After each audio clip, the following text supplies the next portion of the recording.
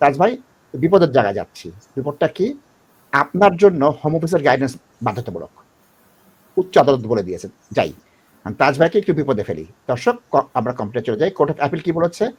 Home সেক্রেটারিকে allow করে দিয়েছে যে তার সাথে যদি কোর্টে যায় জাস্টিফাই করতে হবে যে এই কান্ট্রি গাইডেন্সটা ভুল।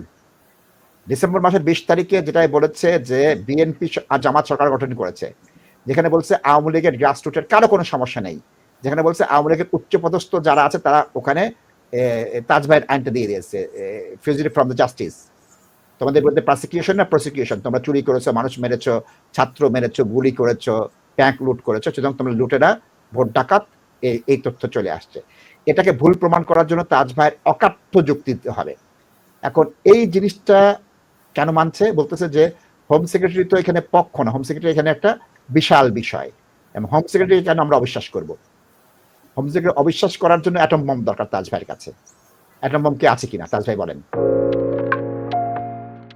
দর্শক, এটাই হচ্ছে সেই কান্ট্রি রিপোর্ট বাংলাদেশ সম্পর্কে ডিসেম্বর 2024, কিন্তু এই আপিলটা হচ্ছে কি অন্য একটা আপিল। এটা don't get confused with Bangladesh. So দর্শক, এই কান্ট্রি রিপোর্টটা যে কেন ইনএকুরেট, এখানে ভুল ইনফরমেশন আছে, এটা প্রথমে প্রমাণ করতে হবে এবং আমরা দেখাইতে হবে comparable evidence to the court, জাজকে দেখাইতে হবে। তো ওই কেসে যেটা হয়েছে কি, ওইটা আমি সবসময় যে আপনাদেরকে বলছিলাম, মানে লাস্ট উইকও বলছিলাম যে হোম অফিসের কান্ট্রি ইনফরমেশন কিন্তু ওদের জন্য বাইবেল না। এরা কিন্তু এটা থেকে ডিপারচার করতে পারে।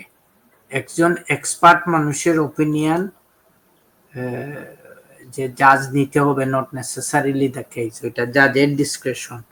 এখন হোম অফিসের গাইডলাইন্স থেকে ডিপার্ট করতে হইলে আমরা ইনফরমেশন দেখাইতে হবে যে we have a better information. For example, আপনারা যদি দেখেন যে রিসেন্টলি এই বাংলাদেশ সম্পর্কে ইউএন এর যে রিপোর্ট আসছে, ইট ইজ ভেরি কম্প্রিহেন্সিভ, 109 পেজের ডকুমেন্ট, এবং এটার মধ্যে অনেক ইনফরমেশন আছে।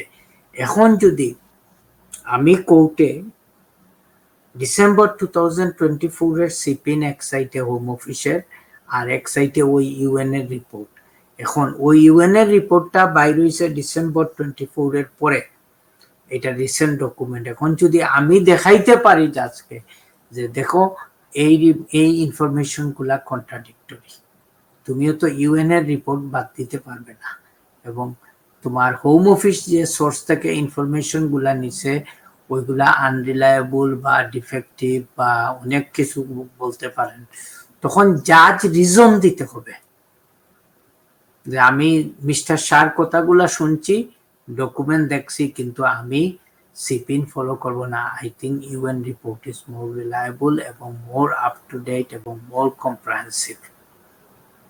সো এখানে যেটা হয়েছে দর্শক, জাজ শুধু বললেই হবে না যে আমি হোম অফিসের সিপিন মানি না। This is a very important document, ওইটা দেখতে হবে, কনসিডার করতে হবে, but they do not necessarily have to give a decision based on this. এখান থেকে ওনারা ডিপার্ট করতে পারেন, এবং কেন ওইটা ফলো করতেছেন না এটা রিজন দিতে হবে। যদি রিজন না দেন তাইলে ওইটা আইনত একটা মিস্টেক হবে।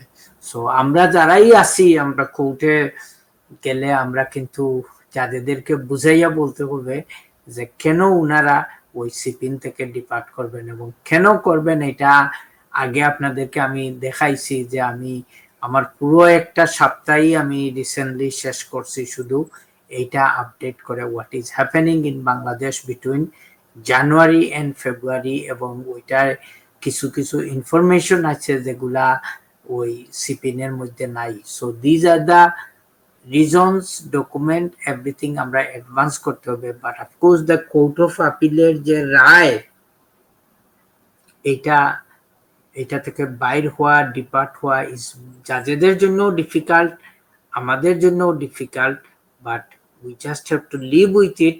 যেহেতু এটা কোনো পার্লামেন্টের কোনো আইন নাই, আইন যদি হইতো তাইলে তো আর জাজেরাও কিছু করার নাই, আমরাও কিছু বলতে পারতাম না। যেহেতু একটা document which has more persuasive authority, মানে এটা কেন ফলো করবে না এটাই শুধু রিজন দিতে হবে, আদারওয়াইজ উই শুড বি ওকে। এবং আমি মনে করি দর্শক এক সেন্সে এই রায়টা আমাদের জন্য ভালো, কারণ আমরা অ্যাটলিস্ট এটা ইউজ করতে পারবো, কারণ এটার ভিতরে নাশিদ ভাই যতটুকু ফ্ল্যাশ আউট করে বলা হয়েছে এটার ভিতরেও কিন্তু আমি পরে দেখছি কিছু ভালো ভালো জিনিসও বলা হয়েছে। Yes. এবং এই ভালো জিনিসগুলা যদি আমরা ব্যবহার করতে পারি। মাইন্ডে যদি ডিগিং করতে পারি, there may be a possibility that judge may take a fresh approach rather than following the Khanty report. ধন্যবাদ তাজ ভাই।